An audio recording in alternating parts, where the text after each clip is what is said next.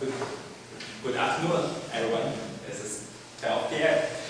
So, today I'm very glad to stand here to present something about my hometown, Beijing, and one very famous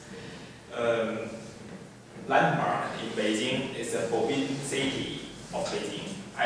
My purpose is I want to let you to know about the Chinese or the Beijing history and Beijing architecture. So I show this picture, this point about the Forbidden City. So the Forbidden City is one of the most famous landmark in Beijing. Landmark means something very special, some famous places or point in your city or in your country.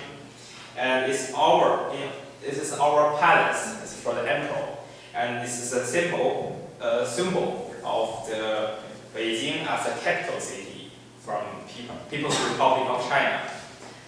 So this picture shows us how big is our palace in Beijing. And I will tell you today 3 points about the palace, the Forbidden City. The first one is general information. The second one is a history of the beginning and the early history. The third one is how big it is. So you can look at the picture first and remember some image, and maybe better to understand after. I can show you here. Here's really the palace. Before, here's only the door or the tour for the palace. Okay, let's begin the general information.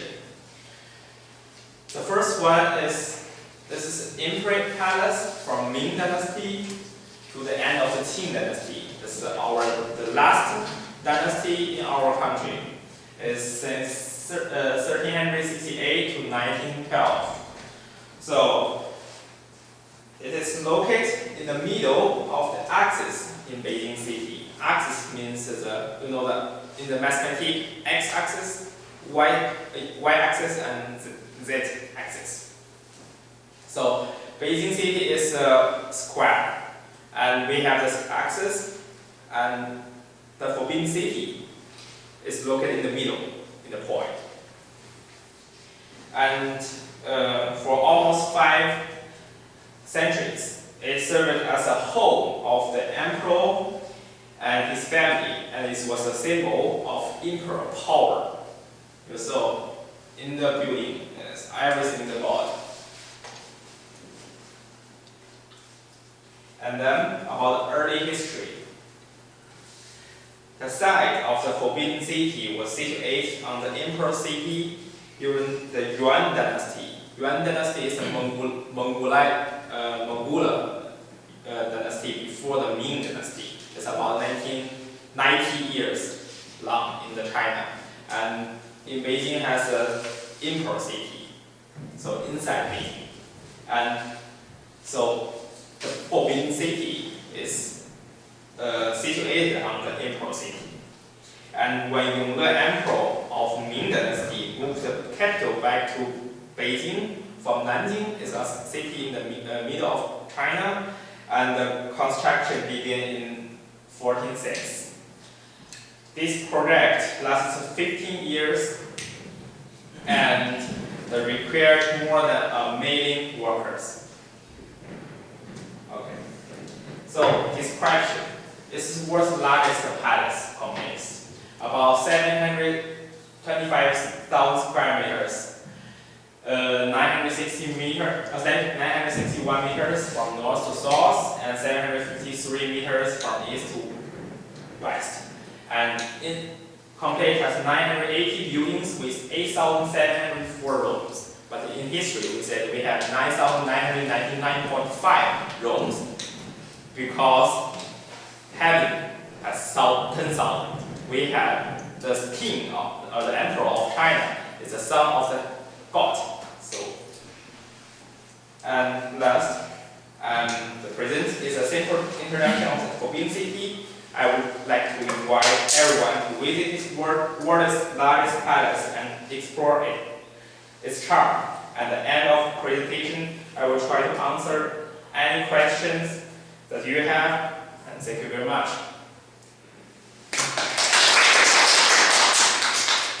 So, has any question about the Forbidden City? Because my presentation is really simple, general information about it. So when you have any question, you can ask me now. Yeah, please. How many times people build this city? How many times? Yeah. How long? How many times you should spend to building this city, Forbidden City? This project lasted 15 years. 15 years, right? So 1-5. And in meaning about million workers did that. Yeah. Anyone else? Yeah, please. How can Chinese government protect its famous and important historical landmark? How can Chinese government protect the Forbidden City? The Forbidden City is UNESCO building or UNESCO thing. How can I say that? So it's very famous, as is the type. It means when the Forbidden City is a UNESCO point, our government must protect for it. We have a complete protect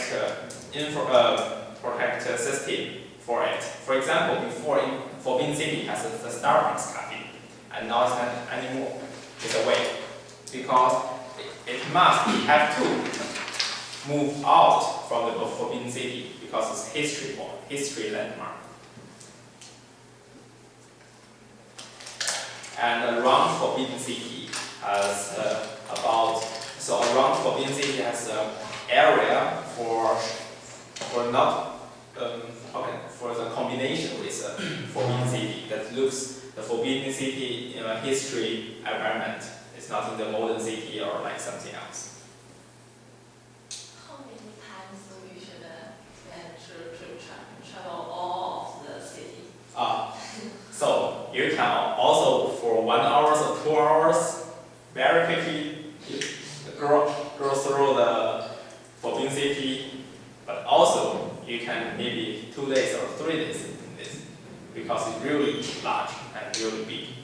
You can explore it every point, and this is in the garden, in the backyard for the emperor. This is 10,000 square meters, only a backyard, and the building.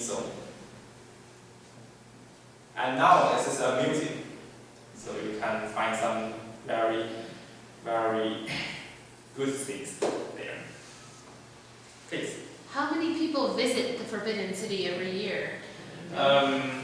Per year, it's more than a million, maybe 10 million visitors there. For example, in summer or in our, we say, God festival or God holiday in the National Day, the first week from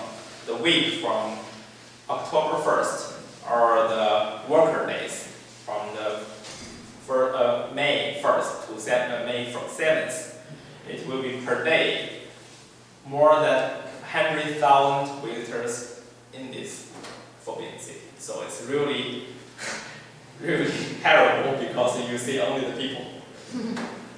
Do most of the visitors come from China or from other countries? Around the world, most of the Chinese people come to Beijing because they want to come to the capital city, and so the Tiananmen Square. The Tiananmen Square is before here.